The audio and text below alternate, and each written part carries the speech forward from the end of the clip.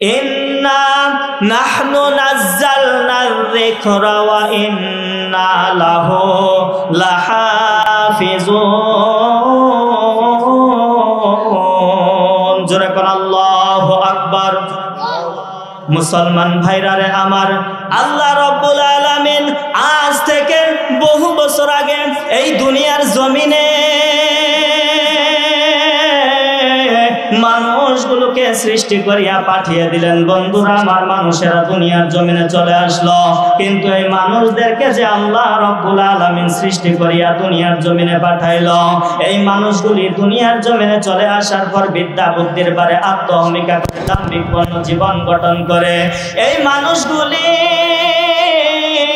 আল্লাহ রাব্বুল আলামিনের আইন ও কানুন মানা বাদ দিয়া এই মানুষগুলি তার বাপ দাদার ধর্ম লাত মানা পূজা সরস্বতী আফ্রোদতি, কেউ বাবার ঠাকুর, কেউ বাবার মহাদেব, কেউ বাবার দুর্গা, কেউ বাবার কালী, কেউ বাবার লক্ষ্মী, কেউ বাবার রঙ্গি, কেউ বাবার থঙ্গি, কেউ বাবার রঙ্গ, কেউ বাবার সঙ্গ, কেউ বাবার মাছের পূজা, কেউ বাবার গাছের পূজা, কেউ বাবার আগুনের পূজা, কেউ বাবার পানির পূজা, এমনকি নিজের ছায়ার পূজা। নানান মানুষ নানান অন্যায় অপরাধ করতে করতে মানুষ যখন বন্ধ হয়ে গেল, পাপ করতে করতে মানুষ যখন পাপাচারী হয়ে যায়, বাজান রে আমার, ঠিক তদন্তের সময় খারাপ মানুষগুলোকে ভালো করার জন্যে, অসভ্য মানুষগুলোকে সভ্য বানাবার জন্যে, অভদ্র মানুষগুলোকে ভদ্র বানাবার জন্যে, ইমানি অন্ধকারাচ্ছন্নের ভিতরে পড়ে থাকা মানুষগুলোকে আলোর পথ দেখাবার জন্যে, আল্লাহ ভোলা মানুষগুলোকে আল্লাহওয়ালা করার জন্য রব্বুল আলামিন তার কুদরতি পার্লামেন্টের সিদ্ধান্ত অনুযায়ী আমার মাহবুদ আমার রব দুইটা রহমত, দুইটা বরকত, দুইটা নিয়ামত আল্লাহ দুনিয়ার জমিনে পাঠায়া দিলেন। এক নম্বরে number one last prophet, super the best prophet, রহমাতুল লিল আলামিন নবী মুহাম্মদ সাল্লাল্লাহু আলাইহি ওয়াসাল্লাম। দুই নম্বরে নবীজির উপরে কমপ্লিট গুড অফ লাইফ, পরিপূর্ণ জীবন ব্যবস্থা, 30 পারা কুরআন আমার আল্লাহ দয়া করে মায়া করে নাজিল করে দিলেন। বলেন সুবহানাল্লাহ।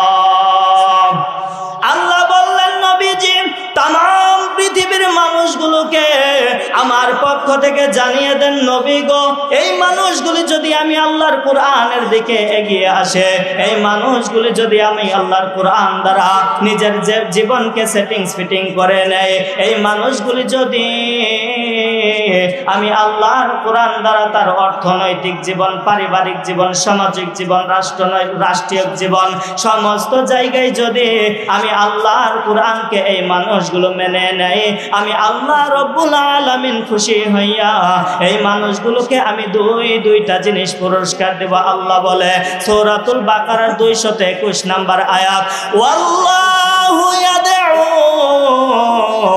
ইলাল জান্নাতি ওয়াল মাগফিরাতি বিইذনিহি ওয়া ইউবাইয়িনু আয়াতিহি লিন-নাসি লাআল্লাহুম ইয়াতাযাক্কারুন। জোরে কোন আল্লাহু আকবার।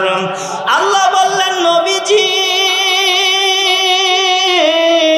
এই মানুষগুলি যদি আমি আল্লাহর কোরআনকে মেনে নেয়, এই মানুষদেরকে আমি আল্লাহ দুইটা জিনিস পুরস্কার দেব। এক নম্বরে আমি আল্লাহ ওই বান্দা বান্দির উপর খুশি হইয়া আমার বান্দা বান্দির জিন্দেগির গুনাহগুলিকে আমি মাফ করে দেব। বলেন সুবহানাল্লাহ। দুই নম্বরে আল্লাহ রাব্বুল আলামিন বললেন নবী গো, শুধুমাত্র গুনাহ মাফ করব তাই না, আমি আল্লাহ রাব্বুল আলামিন পরকালীন জিন্দেগিতে ওই বান্দার আমল নামায় জান্নাত লিখে ধন্য করে দেব। বলেন সুবহানাল্লাহ। মুসলমান ভাইরা রে, তাহলে আমরা এই কথাগুলো দ্বারা কি বুঝতে পারলাম? আল্লাহর কোরআন দ্বারা আমাদের জীবনকে সাজাইতে হবে। আল্লাহর কোরআন দ্বারা যদি আমরা জীবনকে সাজাই, আমার আল্লাহ তো কোরআনে বলেই দিয়েছে, এই কোরআন নাজিল করেছেন আল্লাহ, এই কোরআনুল কারীম হেফাজত করবেন আল্লাহ।